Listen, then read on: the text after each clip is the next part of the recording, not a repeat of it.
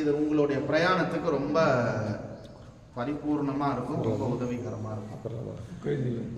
அது என்ன அப்படின்னு சொன்னால், நம்ம விவேக சூடாமணியிலே ஆதிசங்கர பகவத் பதால் நமக்கெல்லாம் சொல்லியிருக்கிற விஷயம் அது என்ன அப்படின்னா, ஆரம்ப ஸ்லோகத்திலே துர்லபம் திரயமே வைத்தது தேவா அனுகிரகேத்துக்கம் மனுஷத்துவம் முமுக்ஷுத்வம் மகாபுருஷ சம்ஸ்ரயா.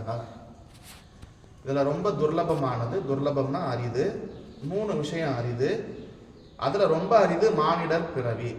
ஏன் மானிட பிறவி மட்டும் அரிது? நமக்கு இது தேவையா? காலையில் எழுந்து கிளாஸுக்கு வரணும், காலையில் வியாழக்கிழமைனா இங்கே வரணும், இதெல்லாம் தேவையானா, உன்னுடைய மனித பிறப்பில் இருந்து நீ மரணமிலா பெருவாழ்வு அடைய வேண்டும் அப்படின்னா அதற்குண்டான ஆயத்தங்கள், அதற்குண்டான உடல் அமைப்பு, உடல் வாகு, இதெல்லாம் நமக்கு கேட்கின்ற திறன் நமக்கு எல்லாம் பகவான் நமக்கு கொடுத்து அனுபவிச்சிருக்கார். இந்த வாய்ப்பிற்காக வேண்டி பல கோடி சதகோடி ஜென்மங்கள் நம்ம காத்துண்டு இருந்திருக்கோம்.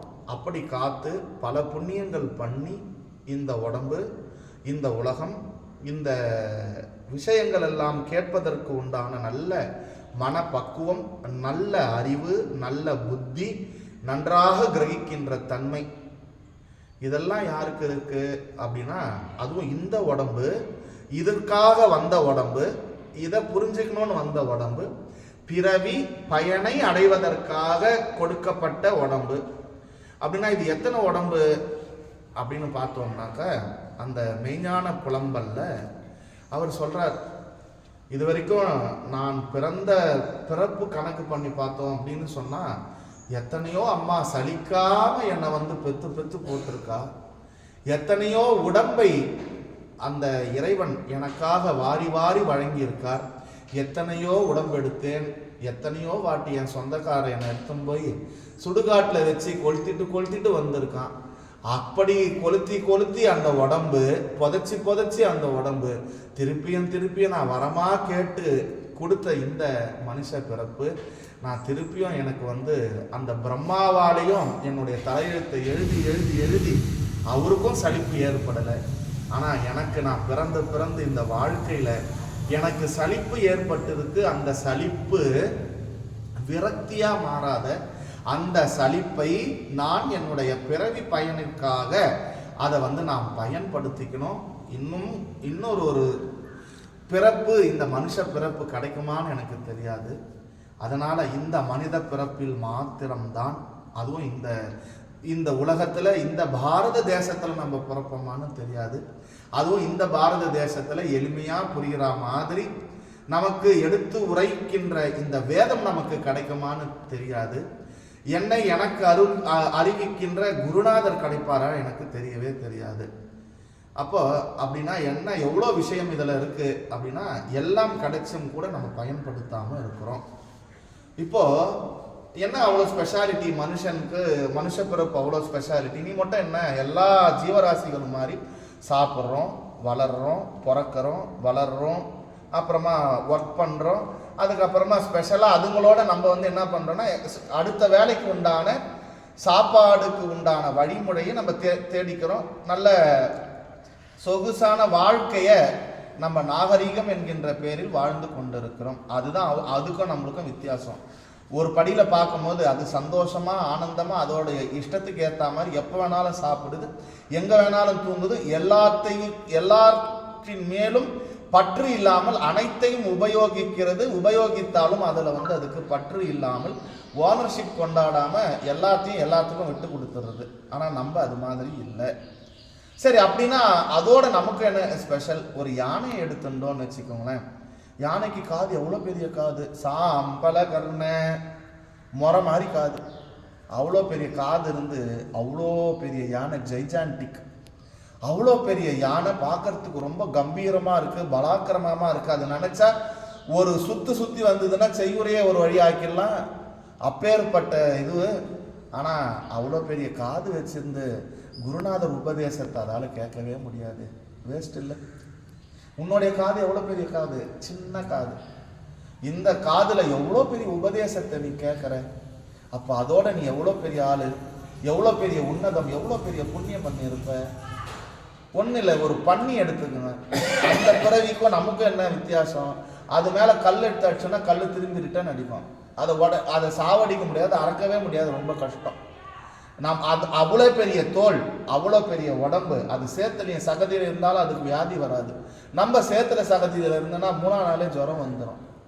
ஆனால் அப்பேற்பட்ட திடகாத்திரமான உடம்பை வச்சிருக்கிற பன்னியினால உபதேசத்தை கேட்க முடியுமானா முடியாது, இறைவனை உணர முடியுமானா முடியாது. அவ்வளோ பெரிய குதிரை, பேரே அஸ்வினி. அந்த குதிரை ஓடுற வேகம் நம்மளால ஓட முடியாது. ஒரு எக்ஸாம்பிள், எதுக்கு வேகத்துக்கு கணக்கு வைக்கணும்னா குதிரை திறன், ஹார்ஸ் பவர்னு பேர். அவ்வளோ வேகமாக இருக்கிற, அவ்வளோ வேகமாக ஓடுற குதிரைக்கு உபதேசம் ஏற்காது. யாருக்கு ஏற்கும் உபதேசம்? மனுஷ பிறவிக்கு தான் அது ஏற்கும். மனுஷனுக்கு தான் உபதேசம். ஏன்னா மனதால் வாழ்பவன் மனுஷன், அதனால தான் பேர் மனுஷன்னு பேர். மனசுல தான் அவனால் உபதேசத்தை வாங்க முடியும். அந்த மனதால் பெற்ற உபதேசத்தால் தான் மனம்தான் பிறப்பெடுப்பதற்கு காரணமாக இருக்கின்றபடியினால் மனதை கொண்டிருக்கின்ற இந்த மனிதனால் மாத்திரம்தான் என்ன ஆகும்? இந்த இறைவனை உணர்ந்து மரணமில்லா பெருவாழ்வை அடைய முடியும். அதனால எவ்வளோ கஷ்டப்பட்டு, எவ்வளோ காத்திருந்து, எவ்வளோ கிடைக்கிறதுக்கு அறிய இந்த மனுஷ பிறவியை நம்ம வாங்கிட்டு, அதுவும் கேட்கறதுக்கு கிடைக்காத விஷயங்கள்லாம் காதுல கேட்டு நம்ம பயன்படுத்திக்கல அப்படின்னா எவ்வளோ பெரிய துர்லபம். அதனால யோசனை பண்ணுங்க. நேரம் ரொம்ப கம்மியாக இருக்குது, நமக்கு எல்லாருக்குமே நேரம் கம்மியாக இருக்குது. ஏன்னா நம்மளுடைய வாழ்க்கை கேரண்டி இல்லாத வாழ்க்கை, அன்பிரடிக்டபிள் லைஃப். கடையில் போய் ஒரு 100 வாட்ஸ் பல்பு வாங்கணும் அப்படின்னா நம்ம என்ன கேட்குறோம்? எவ்வளோ நாள்ஜி கேரண்டி? இந்த டியூப்பில் இது வாங்குகிறோம், ஃபேன் வாங்குகிறோம், எவ்வளோ நாள்ஜி கேரண்டி? மிக்சி வாங்குகிறோம், கேரண்டி வாரண்டி இருக்கு. அவனுக்கு வாரண்டியே கொடுக்க முடியாது, அப்புறம் தானே கேரண்டி கொடுக்க முடியும். அதனால் இதெல்லாம் மனசில் வச்சுக்கோங்க. வைராகியம் முக்கியம், ஸ்ரத்தா முக்கியம், பக்தி முக்கியம். அதோட கூட பாவனை, பிரேம பாவனை ரொம்ப முக்கியம். எல்லாத்தையும் இறைவனா பார்க்கறது ரொம்ப முக்கியம். எல்லா உயிர்களிலும் இறைவனே இருக்கின்றார். அதனால எல்லா உயிர்களும் இன்புற்று இருக்கவே அல்லாமல் யாம் வேறொன்று அறியோம் பராபரமே. அதனால இப்ப நல்லா கண்ணு தெரிகிற போதே, காது நல்லா கேட்கிற போதே, நம்மளுடைய உடல் இயக்கங்கள் எல்லாம் நல்லா இயங்கி கொண்டு இருக்கிற பொழுதே பஜகோவிந்தம் பஜகோவிந்தம் கோவிந்தம் பஜ மூடமதே, ஏ மூடனே நன்றாக கோவிந்தனை பஜி. அதனால் இறைவனை இப்பொழுதே தொழுது இறைவனுடைய திருநாமங்களையும் திருவார்த்தைகளையும் கேட்டு நாம் இந்த கிடைப்பதற்கு அரிய மனித பிறவியை பயன்படுத்தி கொள்ள வேண்டும் அப்படின்னு சொல்லிட்டு, எல்லாம் வல்ல என்னுடைய குருநாதனுடைய திருப்பாதங்களை பிடித்து கொண்டு அந்த குரு பரம்பரையினுடைய ஆசீர்வாதமானது உங்களுக்கு அனைவருக்கும் ஓங்கி நிறைந்து நிலைத்து இருக்கட்டும். இந்த பிறவியிலேயே நீங்கள் மரணமில்லா பெருவாழ்வை அடைய வேண்டும் என்று சொல்லி வாழ்த்தி அமைகிறோம். ஓம் சாந்தி சாந்தி சாந்தி. ஹரி ஓம். ஸ்ரீ குருப்யோ நமः. ஹரி ஓம்.